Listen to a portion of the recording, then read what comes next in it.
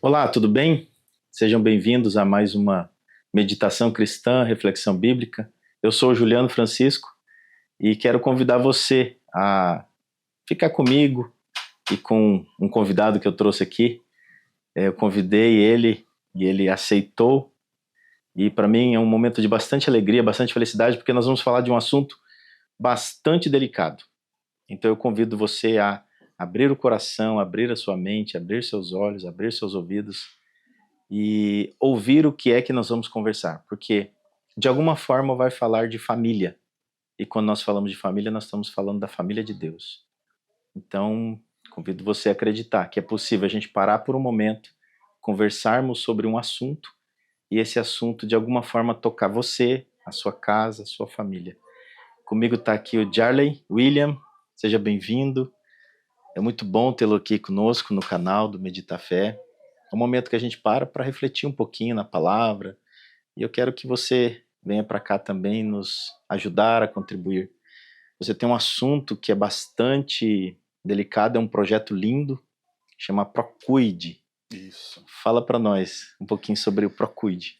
Juliano, obrigado, por essa oportunidade, foi uma alegria poder estar aqui, contribuindo de alguma forma, Sim. participando desse projeto. Quero me dirigir aqui aos nossos ouvintes, espero que essa programação aqui ela possa alcançar muitas vidas. Sim. Como você mesmo disse, estamos discutindo hoje, iremos discutir aqui um assunto muito importante. Sim. É um assunto que vem trazendo grandes problemas, para a família, a sociedade de forma geral, ao longo da história.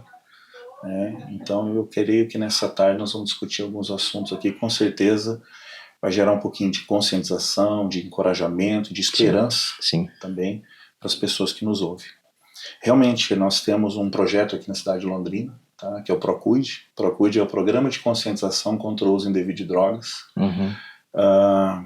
Esse programa nós fundamos ele já tem mais ou menos aí uns 12 anos. Uhum.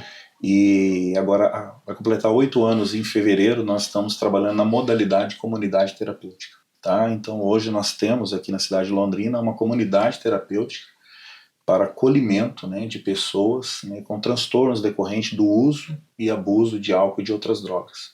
Hoje, atualmente, nós estamos atendendo o público masculino maior de idade, em regime residencial. Perfeito. E também de caráter assim transitório. Sim, muito bom. O William, além de ter esse projeto, ele é pastor na Igreja Água Viva e ele tem esse dom acolhedor, um dom de pastor, de pastorear, de cuidar. E Deus colocou esse ministério no coração dele de cuidar das pessoas que a gente vai falar dos níveis, não? Pelo menos 3 níveis, e cada um como as pessoas vão, jovens, crianças que vão crescendo, ou até adultos, ou até pessoas de mais idade, estão todos, de alguma forma, como que eu posso dizer, exposto. Tá todo mundo exposto, né? A gente acha que não chega na minha tenda, na minha casa, no meu lar, mas às vezes está mais perto do que a gente imagina. Pelo menos o assédio de lá para cá, né? E para a gente conversar um pouquinho, falar um pouquinho, seria interessante a gente meditar um pouquinho numa palavra, uma palavra que eu perguntei para você, qual que te motivou, te inspirou esse projeto? Aí você falou, Juliano, tem uma passagem que eu gosto bastante. Então eu queria pedir a permissão para eu ler essa passagem que você mesmo disse.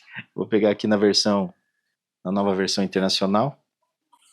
É no livro de Lucas, já deixei até aberto aqui, marcado, capítulo 4, no versículo 14. Jesus voltou para a Galileia no poder do Espírito. Interessante que começa a ler a Bíblia, já começa a aparecer coisas. É a mesma Bíblia, né? É viva, né? Ela é viva. Ela é viva. Jesus voltou para a Galileia no poder do Espírito. E por toda aquela região se espalhou a sua fama. Ensinava nas sinagogas e todos o elogiavam. Ele foi a Nazaré, onde havia sido criado, e no dia de sábado entrou na sinagoga, como era seu costume. Ele fazia isso várias vezes, né? E levantou-se para ler. Foi-lhe entregue o livro de profeta Isaías. Abriu e o encontrou o lugar onde está escrito: O Espírito do Senhor está sobre mim, porque ele me ungiu para pregar boas novas aos pobres. Ele me enviou para proclamar liberdade aos presos e recuperação da vista aos cegos, para libertar os oprimidos e proclamar o ano da graça do Senhor. Então ele fechou o livro, devolveu ao assistente e assentou-se. Na sinagoga todos tinham os olhos fitos nele. E ele começou a dizer-lhes: Hoje se cumpriu a escritura que vocês acabaram de ouvir. Todos falavam bem dele e estavam admirados com as palavras da graça que saíam dos seus lábios. Mas perguntava: Não é este o filho de José? Jesus disse-lhe: É claro que vocês me citarão estes provérbios. Médico, cura-te a ti mesmo, faz aqui em tua terra o que ouvimos que fizeste em Cafarnaum.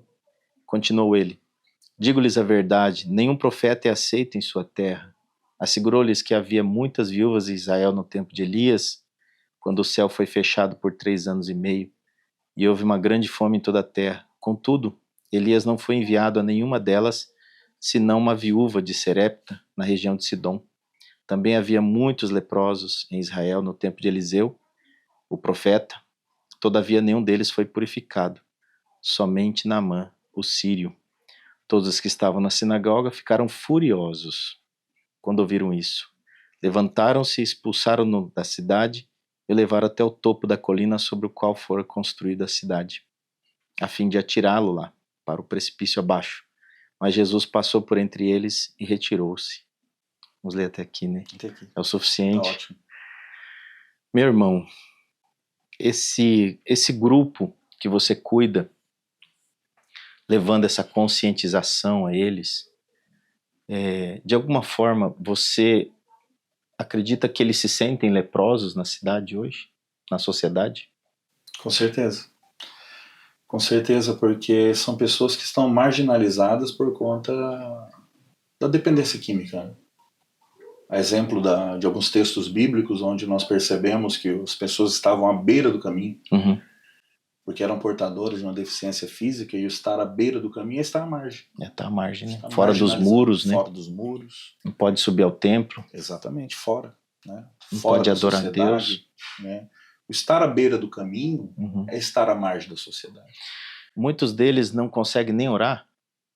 Esse grupo que você acompanha, esses 12, 13 anos que você está à frente. A grande realidade é que uma boa parte deles nem sabe o que é orar. Olha só. Porque quando você começa a investigar o histórico, né, familiar, são pessoas que não tiveram, não todos os casos, Sim. Algumas, não tiveram nenhum tipo de orientação de fé religiosa, qualquer coisa nesse sentido. Por quê? Porque a família não tinha essa estrutura, Sim. Não deu essa base. Né? Então algumas pessoas começam a ter o seu primeiro contato com a fé, né, com Deus, dentro da comunidade. Você falou da comunidade, né? Eu acho que é isso, só complementando esse ponto. Quando você trouxe que não é uma clínica, você fala que é uma comunidade, isso já faz um resgate inicial, que é o resgate da família, né? Comunidade, comum. Sim. Pode continuar. Aproveitando o gancho, né? Existe hoje, muitas pessoas fazem assim uma pequena confusão com relação a algumas modalidades de tratamento. Então, algumas pessoas chegam: pastor, vocês têm uma clínica? Não, nós não temos uma clínica. Nós temos uma comunidade terapêutica. Perfeito. Comunidade terapêutica é uma das modalidades de tratamento. Então, existem as comunidades terapêuticas, existem as clínicas, existem os trabalhos que são ambulatoriais. Tá? E o que é uma comunidade terapêutica? Tá? Comunidade terapêutica é uma característica peculiar da comunidade terapêutica, que é para tratamento voluntário. Né? Onde nós atendemos pessoas, né, com problemas de uso abusivo e dependência do álcool e outras drogas, mas com consequências, assim, casos mais leves e moderados. Então são pessoas que ainda estão saudáveis assim, na sua cognitividade, têm autonomia, né, decidiram estar ali, né, e cada dia é uma decisão de permanecer no tratamento. E nós temos um histórico, né, de comunidade terapêutica. né? Não só nessa modalidade para tratamento de dependência química, mas ao longo da história, nós vamos ver alguns povos que estabeleceram comunidade para outras finalidades. Então essa ideia de comunidade, de pessoas que têm algo em comum, viver junto, para vencer junto, isso aí já é algo que está registrado na história há muitos anos. Por exemplo, quando você vai pesquisar na comunidade de Qumran, no Mar Morto, você vai ver, você encontra relatos, né, de pessoas que viveram em comunidade, até os essênios, que eram pessoas que partiram para um determinado lugar, que foram viver em comunidade a fim de alcançar o quê? Um nível de espiritualidade mais elevado. Perfeito. Né? Os essênios eram aqueles que curam. E muitas pessoas na época eram levadas para essa comunidade para ser curado de dores e problemas na alma. Olha só. E o fato de viverem em comunidade, isso já provocava cura. Né? Então hoje, por exemplo, qual que é a principal ferramenta terapêutica de uma comunidade? É a convivência entre os pares, é o relacionamento. Né? Existe alguém, que é De Leon, que é uma das maiores autoridades, né, que escreve sobre comunidade terapêutica, ele diz assim, que a comunidade terapêutica é um lugar artificial para experiências naturais. Perfeito. Ou seja, você cria um lugar, mas as experiências que vão surgir ali, elas são naturais e elas trazem a cura porque revela o ser humano. E automaticamente que cada processo, um que está ali é a manifestação de um ser humano, né?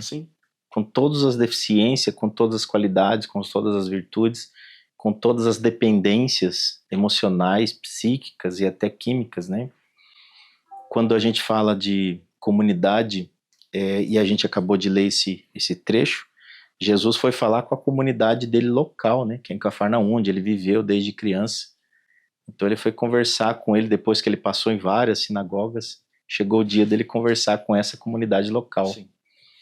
E essa comunidade provavelmente também estava cheia de enfermos, não só no sentido físico, né? Mas enfermos da alma ali. Por isso que ele veio naquele tempo, né? E esse momento que ele fala aqui e volta a se sentar, ele terminou de ler. Se a gente pudesse imaginar nós aqui, sentado, e ele levanta e lê essa parte, ao ler aqui, eu me emocionei, né, que ele leu Isaías, ele fecha o livro, devolve para o ministro lá, a pessoa que cuida dos livros, dos rolos, a pessoa guarda, ele não fala nada, ele não explica, porque lá era um lugar de ensino, né? A sinagoga ensinava. Ele só devolve e senta, e todo mundo olhando para ele. Ali está uma terapia já.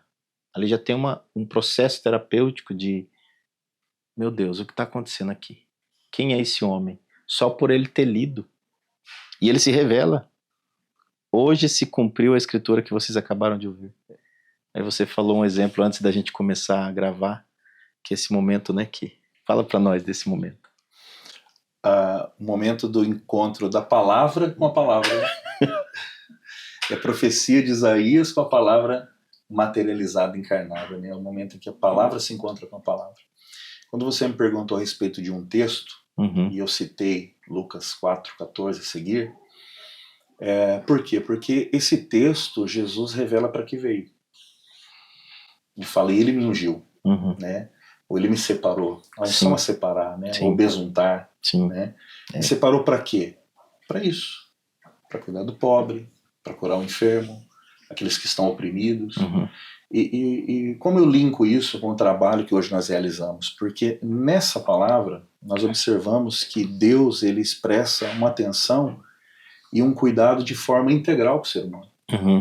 Você percebe que ele olha para vários aspectos da vida do ser humano? Sim. A tradução, ela diz, que você leu, fala assim, anunciar o ano da graça. Mas tem uma tradução que fala assim, o ano aceitável ao Senhor. Fala o ano do jubileu. Né? Verdade. O ano do jubileu, que numa sequência de 7 anos, né? No 50º ano, por exemplo, todas as dívidas eram perdoadas, enfim. Também dá para entender que Jesus está falando de pessoas que viviam oprimidas também, porque eram pessoas endividadas, pessoas que estavam marginalizadas. E ele está dizendo, eu vim para cuidar do ser humano inteiro. Isso me chama a atenção. E quando nós olhamos... Dessa integralidade, né? Integralidade, uma visão holística. Perfeito. Uma visão integral. Nós estamos falando de terapia, estamos falando de comunidade, estamos falando de integralidade. entendeu? E onde isso entra na questão do trabalho que nós realizamos? A dependência química, Juliano, ela afeta a vida do ser humano em todos os aspectos. Aspectos biológico, psicológico, social, espiritual. Então, quando nós olhamos para isso, o desafio de acolher essa pessoa, oferecer para ela um tratamento eficaz, seja um tratamento também que contemple todas as áreas. E aqui eu começo a entrar num assunto assim até polêmico. Por quê? Porque no histórico das comunidades terapêuticas no Brasil, eu faço aqui uma autocrítica, tá? Que hoje já passam dos 50 anos de atividade no Brasil, por longos anos, principalmente no início, as comunidades terapêuticas elas tiveram ações que foram muito questionáveis. Por quê? E vou falar isso dentro desse texto aqui. Porque as comunidades terapêuticas elas surgem, né, diante da necessidade cada vez mais crescente, né, das pessoas envolvidas com drogas no Brasil. E no momento que elas surgem, no final da década de 60, início de 70, a única, por exemplo, assim, proposta que o Estado tinha para acolher essas pessoas era o manicômio judiciário, o manicômio, enfim. Eu conheci pessoas aqui em Londrina, um senhor, que hoje já descansa no Senhor, né, que ele foi levado para um manicômio judiciário porque ele foi encontrado com baseado. Então ofereceram um tratamento para ele, colocaram lá no manicômio. As comunidades elas surgem em resposta a isso, baseado no modelo dos Estados Unidos, né, até o pastor David Wilkerson foi influenciador aqui. Eu tive o prazer de conhecer a Ana Maria Brasil, né, em Brasília, que ela foi a fundadora da primeira comunidade terapêutica no Brasil em 68. Mas onde que eu quero chegar? As pessoas buscavam a igreja. E a igreja agora tentou dar uma resposta para esse problema. Só que aqui é uma ação questionável. Eles, a princípio, cheio de boa vontade, mas de amadorismo também, eles não tinham essa visão integral do ser humano. E dessa questão, por exemplo, da dependência química. Então, o que eles faziam? Demonizavam só o problema. Né? Então, é um problema espiritual, vamos expulsar o demônio dessa pessoa e ela vai ser curada e pronto. Então, nesse tempo, muitas ações foram questionáveis. Até frustradas, né? Porque a cada 10, quantos? Vieram os castigos, doutrinação e tantas outras coisas. Só que ao longo dos anos, as comunidades terapêuticas elas foram se profissionalizando e percebendo que ensinamento de Jesus. Nós precisamos olhar para o ser humano de forma inteira. Né? E através disso, as comunidades terapêuticas começaram a evoluir no seu trabalho, nas suas abordagens. E hoje, assim, graças a Deus, são instituições, aquelas que são sérias, né, oferecem um trabalho importante e têm acolhido muitas famílias. Você falou aqui, né? E está escrito aqui, falando da integralidade agora. Ele fala, o Espírito do Senhor está sobre mim, porque Ele me ungiu, Ele Deus, né? Para pregar boas novas aos pobres. Então, aos pobres chegou a boa notícia, que é o próprio Cristo, que é o Evangelho. Aos pobres, no sentido geral. Proclamar a liberdade para quem? Para quem está preso. Recuperar a vista para quem? Para quem está cego. E libertar os oprimidos. E proclamar o ano da graça, ou o ano aceitável do Senhor. É integralidade mesmo. Então, é de fora para dentro e de dentro para fora, cuidar do ser humano, né? Quando a gente fala de comunidade, quando a gente está falando desse processo de conscientização, desse cuidado, vocês não trabalham só com o ponto final, quando a pessoa está na dependência, né, do uso. Vocês conseguem trabalhar a partir falando de 3 níveis agora, a partir do primeiro. Fala um pouquinho para nós do primeiro nível. Na verdade, o Procuide, né, o seu projeto original, né, o Procuide não é só comunidade terapêutica, o Procuide é um programa de conscientização contra o uso indevido de droga. Então, a comunidade terapêutica é um dos projetos. Né? Então, por enquanto, nós realizamos esse porque é a condição que nós temos. Mas nós temos a ideia, né, o nosso estatuto já prevê outras ações, né, que nós iríamos realizar aquilo que nós chamamos de prevenção primária, secundária e terciária. O que seria? A primária é tentar criar ações de conscientização, outros tipos de ações que contemplem essa necessidade, por exemplo, as crianças, para que outras pessoas não ingressem no mundo das drogas. Né? Uma secundária seria aquelas pessoas que já estão fazendo um uso recreativo, um uso abusivo, né? E terciária é aquelas pessoas que já instalaram a dependência química e elas precisam assim, de um acolhimento, de um ambiente seguro, livre das drogas, né? Uma atenção assim, de forma mais intensa, que é o caso da comunidade terapêutica. Quando você fala do segundo, né, dessa secundária, e você fala recreativo, é no sentido das pessoas estarem se aproximando dos elementos químicos para ela se distrair, para ela se entreter, para ela recrear. É nesse recreativo que você está falando. Por exemplo, existe aquele usuário que é o usuário recreativo, que nós chamamos. O que seria esse recreativo? Sim. É aquela pessoa que o próprio nome já diz. Ele faz isso em forma de recreação. Pela amizade, pelo ambiente, por mudar o efeito. Uma festa, para fazer uma social. Alterar um efeito nele. Para ficar legal, para incluir, para socializar. Sim. Estou numa festa, surgiu uma oportunidade, eu faço uso. Então isso seria o uso recreativo. E amanhã não tem problema, né, alguma coisa nesse sentido. O abusivo seria a próxima fase. É aquela pessoa que ela não é dependente ainda, mas quando ela vai fazer o uso, ela já começa a abusar um pouco mais. Por exemplo, ela já gasta um dinheiro que ela não podia gastar. Ela já não pensa, por exemplo, eu estou numa festa, mas amanhã eu tenho que trabalhar. Eu já abuso no horário, eu já começo a comprometer os meus compromissos. Já não mede mais os efeitos que tem. Já não mede muito. Então isso que nós chamamos de abusivo. Mas não está dependente mas ainda. Não está dependente. Quando essa pessoa se torna dependente? É quando ela já perdeu o controle mesmo. Aí perdeu o freio total. Não, ela já não consegue mais fazer esse julgamento. Por exemplo, questão financeira. Eu recebi, eu tenho filhos, eu tenho um aluguel para pagar. Por exemplo. Não, ela já não faz mais essa leitura. Né? Eu tenho que trabalhar, mas não tem problema. Ela já perdeu o controle mesmo. Sim. E essa pessoa ela precisa de uma... Se a gente pudesse fazer uma analogia, a primeira fase seria a fase que a pessoa está dirigindo o carro pela primeira vez, então ele está consciente. Ainda dá tempo dele não acelerar muito e nem abusar muito das acrobacias. Boa analogia. A segunda seria aquela que ele já acelera bastante e freia rápido, dá uns cavalinhos de pau e o acelerador começa a perder, ele começa a perder a noção do acelerador, ele começa a não frear na hora certa e acelera demais. E a terceira é a hora que o volante não responde mais, o acelerador não responde e o freio não responde. Ou melhor ainda, é quando ele vira passageiro. Quando ele já faz parte do... Ele já vira passageiro, agora ali ele não tem mais controle nenhum. A dependência dele assume o comando do volante. Tanto é que a proposta terapêutica é auxiliar essa pessoa a encontrar novamente um sentido para a vida. E ter agora autonomia sobre as suas ações. Quando essas pessoas estão diante de Cristo, porque o Evangelho é proclamado lá. Com certeza. Eles estão diante de Cristo. Eles ouviram, estão com os olhos fitos no Evangelho. Provavelmente a comunidade cria esse ambiente. Eles ficam com os olhos fitos e de repente a mente funciona, né? A mente mente. Aí eles, isso aí minha mãe falava, isso aí alguém falou, isso aí é balela. Acontece isso também, né? Hoje se cumpriu a escritura que vocês estão a ouvir. Todos falavam bem dele. Quer dizer, no primeiro momento, a hora que ouve o Evangelho, que coisa mais gostosa, que bom ouvir isso. Que alívio que eu senti na minha alma, não sei aonde, eu estou sentindo uma paz. Estou falando lá do ambiente. Sim.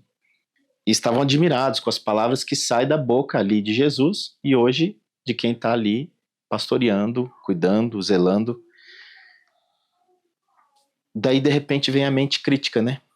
Mas esse aí não é o Jarley que também alguma coisa, não é o Jarley que é um ser humano comum? Por que ele está falando essas coisas para nós? Daí vem a mente crítica. Faz sentido isso que eu estou falando? Faz sentido.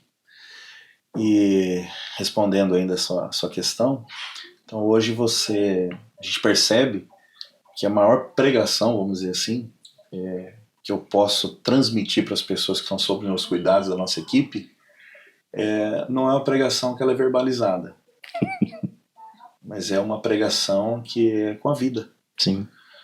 Você é um testemunho vivo. Exatamente. Até mesmo porque, quando começou a minha história com as comunidades terapêuticas, quando aos 21 anos de idade eu fui buscar um tratamento em uma comunidade terapêutica. E você foi voluntariamente? Eu fui voluntariamente. Foi um grito de socorro que eu dei para minha família. Aos 20 A sua alma anos, gritava? eu ia completar 20 Alguma anos. coisa dentro de você gritava? Na verdade, Juliano, eu comecei a ter desprezo pela pessoa que eu tinha me tornado. Porque com 20 anos de idade já tinha conflito com a justiça, já havia sido encarcerado.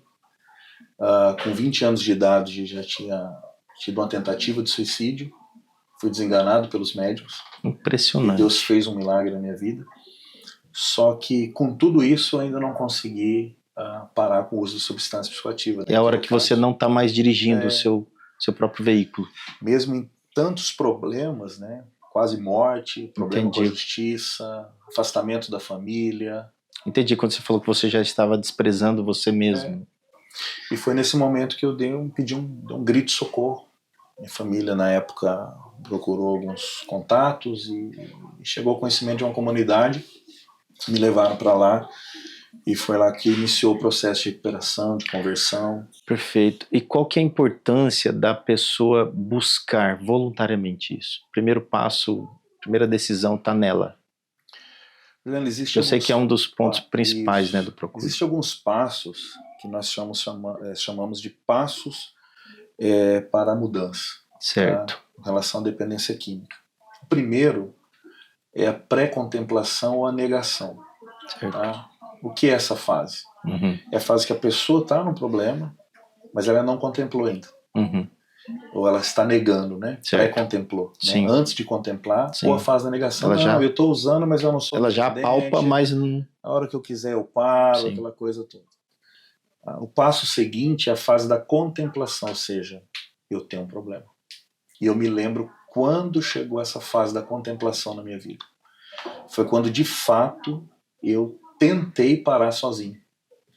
E eu percebi, falei, olha, eu tentei e não consegui. Eu percebo que eu estou tentando, mas não está dando certo. Alguns momentos você sentia o freio, você tinha o controle do freio, dos pedais ali, e do volante. Chegou esse dia que você perdeu o comando. Eu reconheço que eu estou tentando e não estou conseguindo, então acho que estou com um problema um pouco mais sério aqui. E foi onde eu contemplei o problema que eu tinha. Então, depois da contemplação, é aquilo que nós chamamos de preparação. Tudo bem, eu contemplei o problema, o que eu faço? A preparação, no caso, foi pensar o que ia fazer. E nesse caso, né, a família também descobriu. Né, e nesse momento foi onde eu conversei com a família e falei, eu preciso de uma ajuda.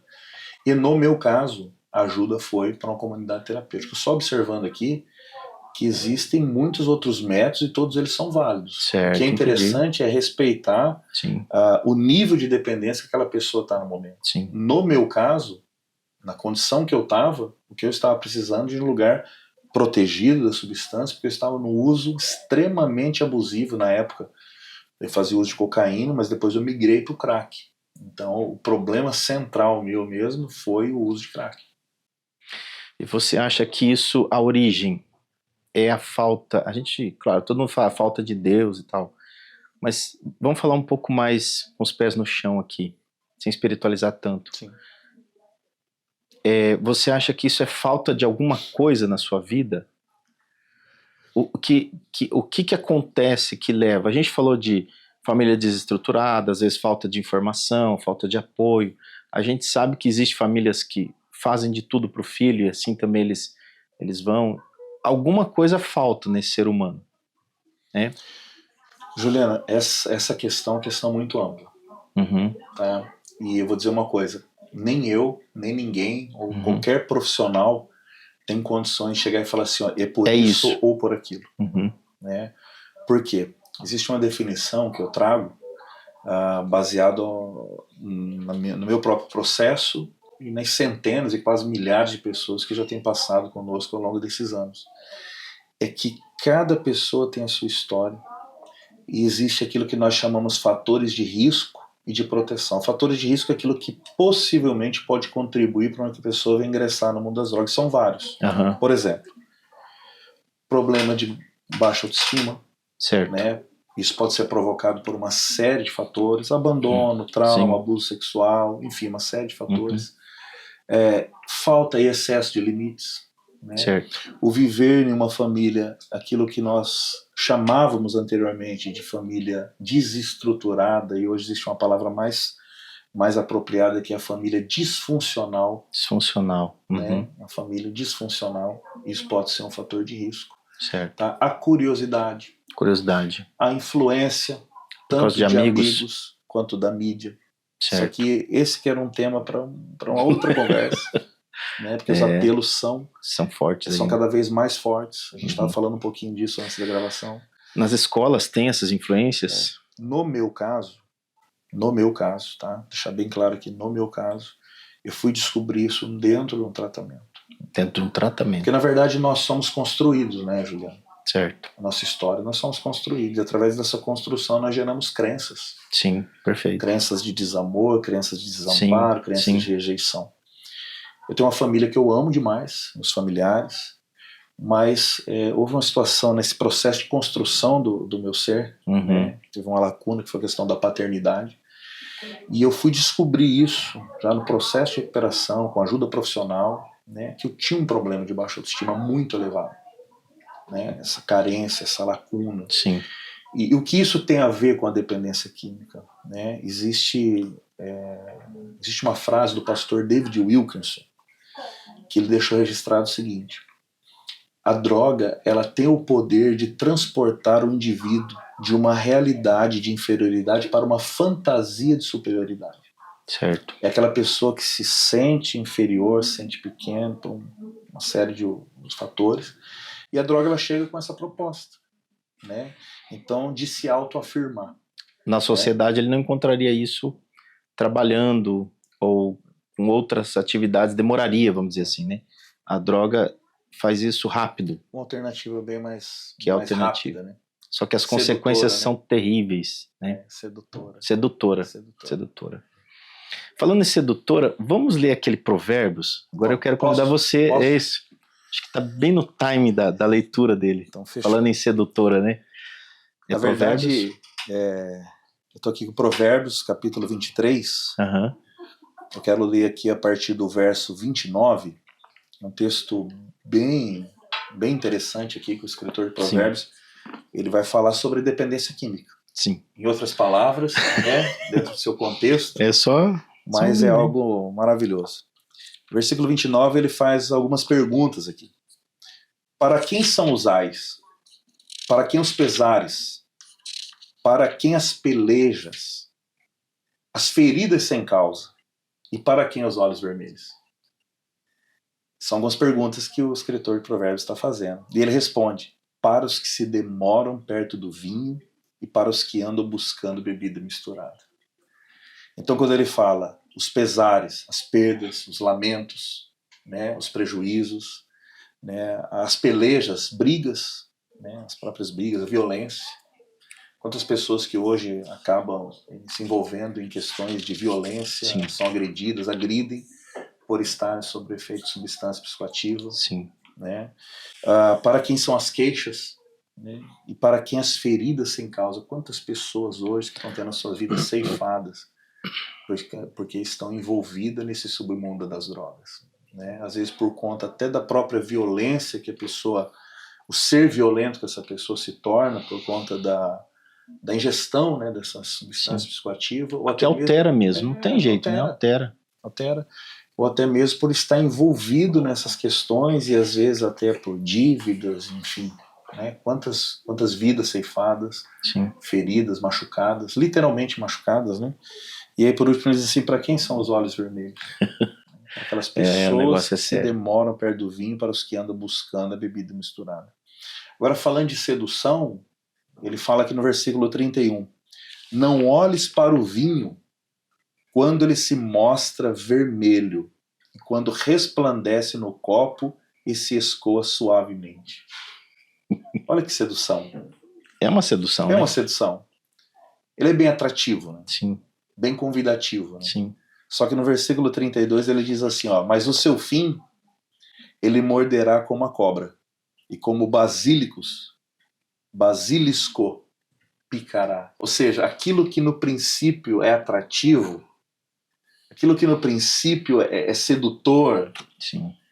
aquilo que no princípio é prazeroso, ele está dizendo aqui no seu tempo, no fim desse copo, ou seja, lá no final, isso aí será como uma picada de serpente, né? E a picada de serpente, né, um animal peçonhento, que muitas vezes, se não cuidado a tempo, pode levar à morte. Né? E é o que nós temos observado, né? A nossa juventude, quantas vezes jovens aí sendo ceifados de forma precoce, porque acabaram se deixando seduzir, né? Para essa proposta atrativa e sedutora da dependência do álcool e de outras drogas. Né? É importante a gente parar agora aqui e convidar você a refletir, que às vezes você está passando por isso, ou alguém muito próximo a você, um filho talvez, um neto, um primo, um sobrinho, seu marido, sua esposa, um companheiro, um cônjuge. E às vezes alguém que trabalha na sua casa, alguém que trabalha próximo de você, que tem um filho, então está mais perto do que a gente imagina. O que nós estamos falando aqui é cuidar com essa sedução de você, no primeiro momento você tem controle, no segundo momento você faz por uma recreação, porque é legal, porque é bacana, e num terceiro momento você perde o controle total dessa direção, e aí quem toma conta é esse vício. E como sair dele? Aí é esse processo que é difícil.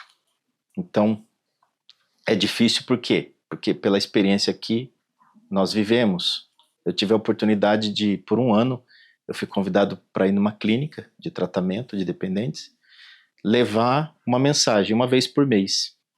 E eu fazia no modelo de meditação. Eles queriam que fosse uma pessoa que não fosse ligada a uma denominação. Então eu ia como neutro.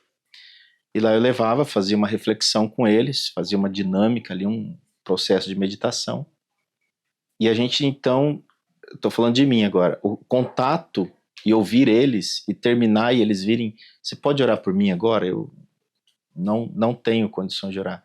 Teve um caso bem específico lá, que eu terminei e a pessoa veio até mim e falou assim, eu estive no altar durante 20 anos.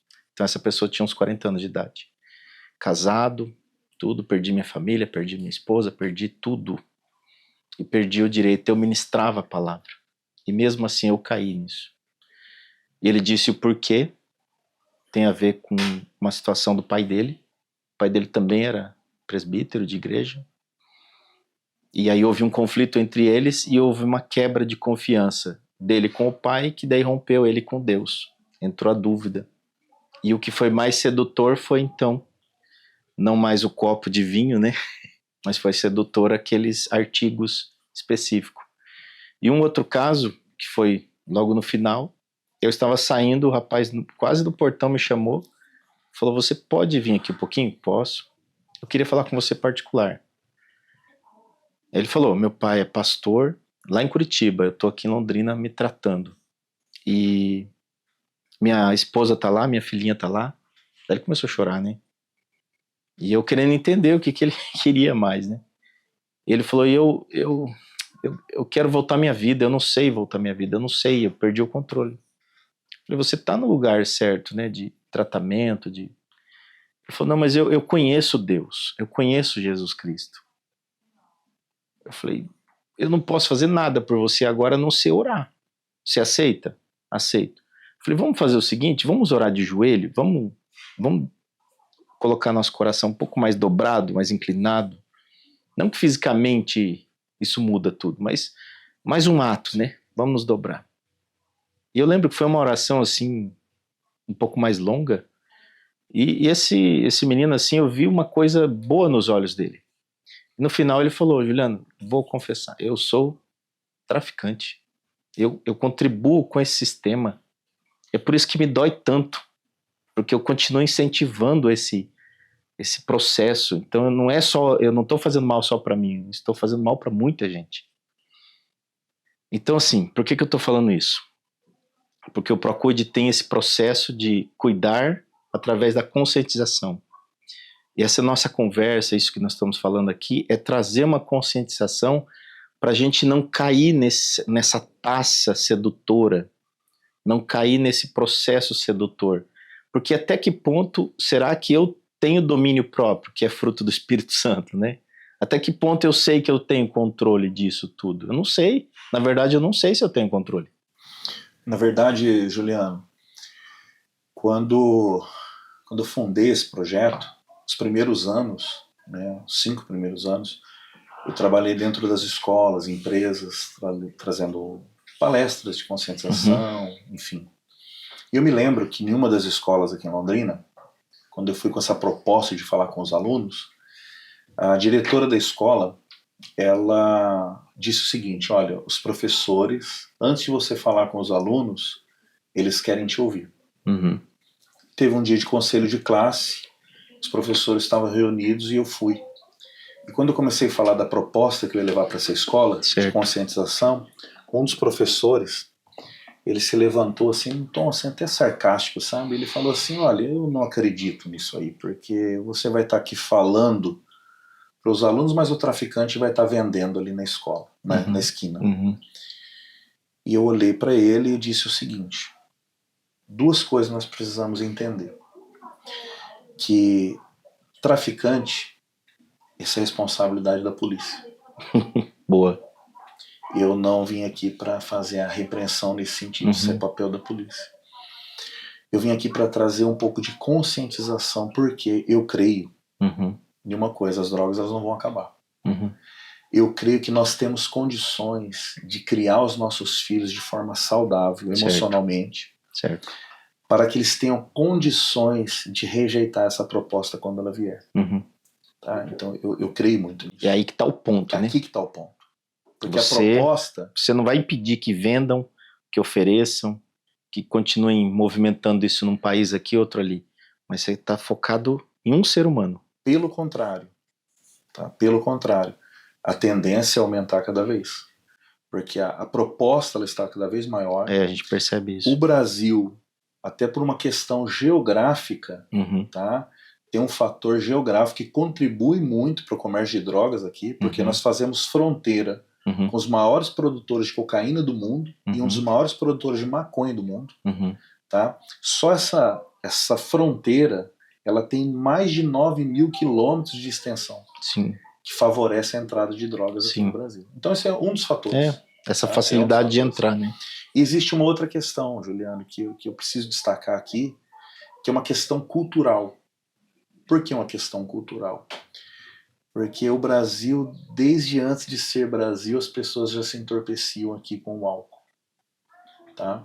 É isso que eu vou falar aqui, a fonte, tá? É de um curso oferecido pelo governo federal, que é o Supera, tem esse conteúdo ali, que diz que quando os colonizadores chegaram aqui, tá? Os nativos aqui, eles já se entorpeciam de uma bebida alcoólica a partir da mandioca. Entendi. Tá? Que era chamado cauim. Certo? E nesse processo, tá, de produzir o açúcar, tá, mais tarde eles vieram fazer a cachaça. Por quê? Havia um melaço da cana que eles chamavam de cagaça. E eles davam essa cagaça para os animais comer e para os escravos no coxo. Olha só. E mais tarde esse melaço ele começou a ser destilado em barris e depois de cobre. Ele passou a ser chamado de cachaça. E presta bem atenção. As drogas, todas elas, listas e ilícitas, elas estão divididas em 3 classes. Alucinógenas, depressoras, alucinógenas, estimulantes e depressoras. Certo. Tá? O álcool é uma droga depressora do sistema nervoso central. Ele faz com que ele trabalhe de forma menos acelerada e trabalha com uma forma de anestesia.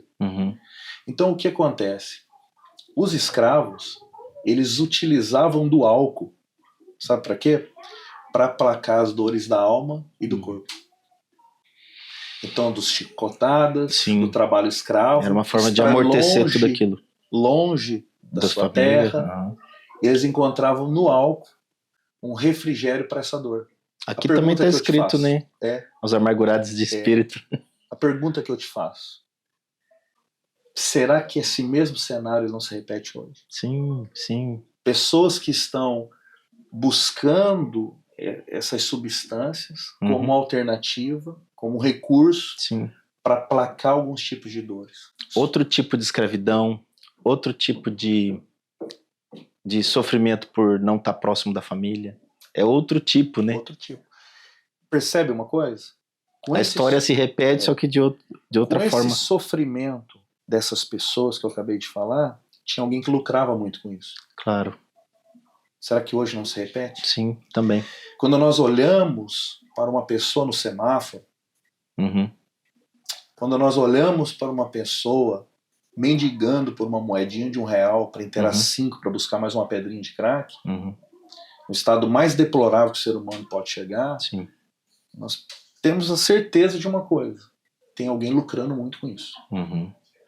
E muitas vezes essa pessoa, não estou dizendo que essa é a razão, já disse antes que são várias as razões, mas muitas vezes, se você parar para conversar com aquela pessoa, você vai ver que aquela foi a única alternativa que ela encontrou, ou de tentar aplacar algum tipo de dor, de anestesia. Se perguntar para ela vai dizer isso, né? É a única forma que eu encontrei. Só a nível de curiosidade, tá? O álcool é uma droga considerada como depressor do sistema nervoso central. Sim. É a droga que é mais utilizada entre as pessoas em situação de rua. Um dos motivos é o preço, acessibilidade, e um outro, por ela ser uma droga depressora, né? Ela é legal, e ela também inibe a fome, ela dá sono e dá condições da pessoa encarar a calçada. Ela vai empurrando a vida, né? Nessa clínica que eu estive, tinha pessoas dependentes químicos. Posso ler o texto aqui? Claro, claro. Olha aqui, seguindo o texto. Pode seguir, perfeito. 23 de Provérbios, ele diz assim no versículo 34: e serás como o que dorme no meio do mar, e como o que dorme no topo do mastro. Ele está descrevendo uma pessoa bêbada.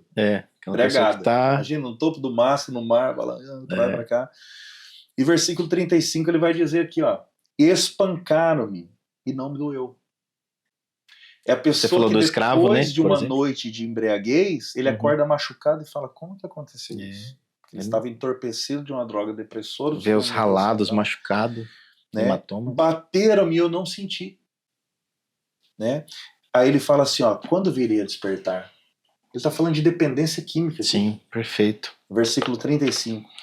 Isso em Provérbios, né? Em Provérbios. Ele fala assim: quando eu virei a me despertar? Uma pergunta: quando que eu vou me libertar disso? Quando? E para encerrar o versículo 25, ele fala assim, ó: e ainda tornarei a buscá-lo outra vez.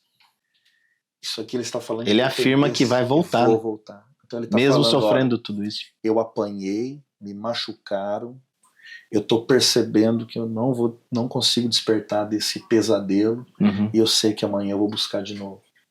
Isso não é dependência química? De alguém que, mesmo vendo o sofrimento, é a pessoa que olha, e eu vou me dirigir a alguém aqui, que de repente olha para a situação e está percebendo que está perdendo família, está perdendo prestígio, está perdendo respeito, está com a vida profissional comprometida, e mesmo assim ela não consegue dar uma resposta de enfrentamento. Isso aí, talvez essa pessoa está precisando de uma ajuda profissional, parar, analisar, contemplar, reconhecer que tem um problema, estender a mão, fazer um pedido de socorro, porque existem muitas pessoas hoje preparadas, de bom coração, que estão prontas para estender a mão e poder auxiliar essa pessoa. Louvado seja Deus por isso, porque isso faz com que algumas pessoas se sintam encorajadas de buscar ajuda. Sabe, Juliano, um dia é um trabalho duro. O meu telefone, ele... Tô aqui um desabafo, tá? Partilhando o sentimento. Sim. Às vezes, a primeira ligação, a primeira mensagem que eu ouço pela manhãzinha quando eu acordo é um áudio de uma mãe chorando. Sim, pastor, imagina. Pelo amor de Deus, ajuda meu filho, e as vagas estão completas, você não tem como acolher aquela pessoa. Mas eu tenho isso como uma missão. Eu tenho trabalhar com a dependência química, acolher essas pessoas como uma missão para minha vida. Eu me lembro um dia, falando a respeito de trazer esperança, eu estava com a agenda marcada para dar uma palestra numa empresa aqui em Londrina. E ela tinha mais ou menos 250 mulheres, funcionários. E eu tive um imprevisto, eu estava um dia antes numa cidade fora e vindo para Londrina tive um imprevisto, um problema mecânico, e a palestra era para 9 horas da manhã, no sábado, e eu consegui chegar em casa, era 15 para as 9 da manhã, porque eu tinha um problema mecânico, mas eu falei, eu vou honrar meu compromisso.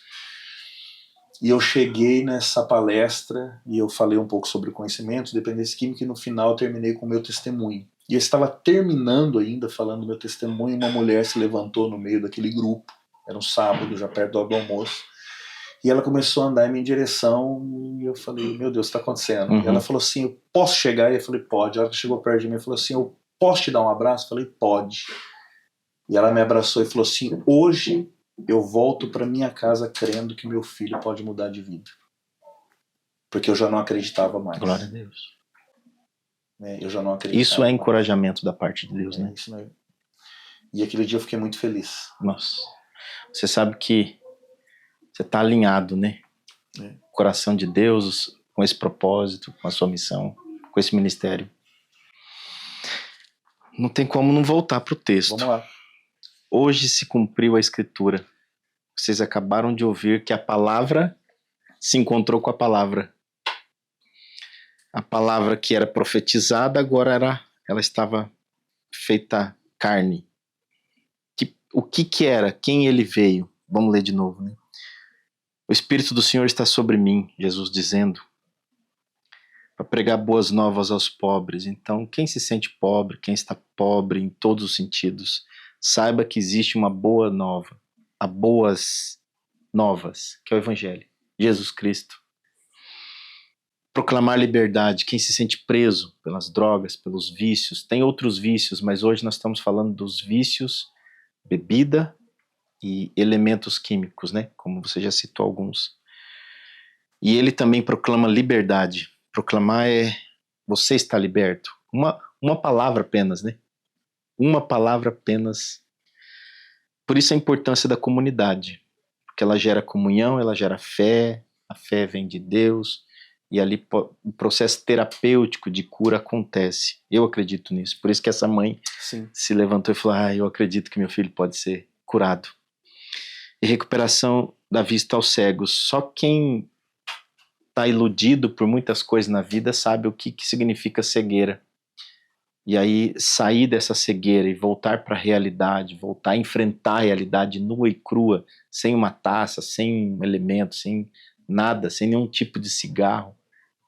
Você voltar a enxergar a vida como ela é e enfrentá-la agora com essas boas novas é um direito à vida novamente, né? Você voltar a se conectar com Deus, voltar à vida e libertar os oprimidos, porque o vício, de forma geral, é uma opressão na vida do ser humano, né? É uma carga que envolve não só o corpo físico, porque, como disse aqui nos provérbios, aos provérbios, né, ali naquela parte que nós estávamos lendo, ela também sobrecarrega a alma. Então, não tem outro jeito da gente não falar que Jesus Cristo é a nossa saída, é a nossa solução. Mas como chegar a Jesus Cristo sozinho? Precisamos de um apoio, de uma orientação, de um pastor, de alguém curador, que eu acredito que você também é um pouco isso, né? Curador. Não no sentido de trazer a cura, mas no sentido de cuidar. E cuidar é curar, né? No sentido de, como eu disse anteriormente aqui, não só nenhuma mensagem verbalizada, mas de apresentar um novo estilo de vida na prática. Novo estilo. É uma oportunidade, né? E o viver em comunidade proporciona isso. E veja bem, Juliano, como nós estamos falando da missão integral, no sentido de olhar o ser humano de forma inteira, né? Então são casos e casos. Por exemplo, hoje, né, eu vou falar na realidade hoje, tá? Você está convidado lá a conhecer o projeto. Né? Eu vou, com o maior prazer. Se você for hoje lá, nós temos pessoas lá que são profissionais das mais variadas áreas. Pessoas de nível superior, recentemente empresários. Sim. Né? Eu já tive alunos lá cursando o 3º, 4º ano de medicina na UEL. Né? Só que também eu tenho jovens de 19, 20 anos que não tem nem carteira de trabalho. Sim. Por quê? Porque começaram a usar a substância entorpecente, seja ela qual for, muito precocemente. E muitas vezes até motivado pelos pais, irmãos mais velhos. Então são pessoas que não têm noção nenhuma de vida, né? E o que é recuperação nesse sentido? Né? Olhando para esse texto aqui, olhar para o ser humano de forma integral, cuidar, curar esse camarada, é pegar ele na mão e ensinar as coisas mais basilares, as mais básicas. Sim. Entendeu? E assim, E graças a Deus que dentro da comunidade nós conseguimos desenvolver e proporcionar isso para esse indivíduo, né? Isso também é cura. Claro, é Né? cura. Esse processo de você reinserir. Existem pessoas que estão lá, como eu disse, né, que já têm uma vivência, experiência profissional, algumas pessoas que já têm a sua família estruturada estão passando por um momento difícil porque permitiram as drogas entrar na vida dele, então ele vai ter um processo assim de reinserção, mas para alguns não é reinserção, é inserção. É inserção, é começar do zero. É inserção, é começar do zero. Sim. Meu querido William, se você pudesse dar um conselho para quem está nos ouvindo agora, nos vendo, baseado em tudo isso que nós conversamos hoje, que conselho seria esse? Eu vou dar esse conselho em 2 níveis. Tá? Para os pais, é eu estar atento a alguns sinais que possivelmente os filhos podem dar. Tá? Com relação a algumas questões que nós já falamos aqui, problemas emocionais, né? Essa questão da falta, excesso, limites. Porque tudo aquilo, Juliano, que você descobre, você tem um diagnóstico mais precoce, de forma prematura, fica muito mais fácil você encontrar a cura. Verdade. Tá? Imagina o que eu vou falar aqui, ainda dando esse conselho para os pais, jamais querer colocar culpa sobre a minha família. Claro. Mas hoje eu olho para a minha história e eu percebo que na minha infância, na minha adolescência, eu dei todos os sinais que alguma coisa de errado estava acontecendo. Então, se tivesse alguém que naquele momento pudesse ter me oportunizado uma ajuda, um acompanhamento profissional, alguém que tivesse um diálogo comigo, naquele momento de forma mais específica, alguma coisa poderia ter sido evitada. Então, para os pais, esse conselho que eu dou. Ficar atento com relação a alguns sinais que os filhos de repente possam dar, e não tem problema nenhum de buscar uma ajuda profissional, uma terapia, enfim. Agora, para aquela pessoa que de repente que hoje está aqui nos ouvindo, tendo acesso a esse conteúdo e se vê nessa situação de estar escravizado hoje nos vícios, seja na droga, no álcool, qualquer outra que seja, eu vou te dar um conselho e eu vou te fazer um pedido. Não desista. Eu lembro que um dia, depois de algumas recaídas, e quando você usa droga, Juliano, você deixa muita gente triste. Você deixa muita gente brava com você. Eu estava conversando com um amigo e eu falei para ele um dia assim, eu falei assim, eu sei que tem um monte de gente aborrecida comigo, eu sei que tem um monte de gente triste comigo, eu sei que tem um monte de gente que nem gosta mais de mim, mas eu quero te falar uma coisa. Grava isso que um dia você vai lembrar. Eu ainda me amo. Eu gosto de mim e eu acredito em mim. E eu sei que um dia isso vai acontecer. E eu acredito em você, eu acredito no seu potencial e eu creio que você pode dar a volta por cima e sair dessa situação. Em nome do Senhor Jesus. Amém. Ouviram, né? Que Deus abençoe a sua vida, Amém. Esse ministério, esse projeto. Quero convidar você a acreditar que é possível, sim, a partir de mim, a partir do Jarley, do William, a partir de você, nós ajudarmos pelo menos mais um ser humano, mais um.